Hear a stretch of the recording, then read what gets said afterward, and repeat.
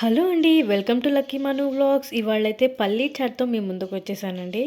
దీనికి కావాల్సినవి ఉడకబెట్టిన పల్లీలు నేను ఆల్రెడీ కొంచెం సాల్ట్ అది వేసి ఉడకబెట్టి పెట్టేసుకున్నాను.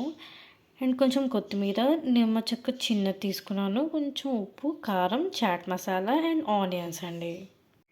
ఇప్పుడైతే ఒక బౌల్ తీసుకున్నాను. బౌల్ తీసుకుని అందులో ఈ ఉడకబెట్టిన పల్లీలు,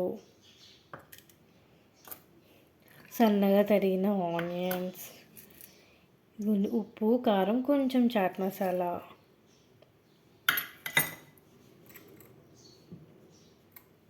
కొంచెం కొత్తిమీర అండ్ నిమ్మ చెక్కని ఇలా పిండేసుకుంటున్నాను లైట్గా. జస్ట్ ఆ ట్యాంగీ ఫ్లేవర్ ఉంటే బాగుంటుంది కదండి, అలా కొంచెం పిండేసుకొని ఇలా కలిపేసుకుందాం.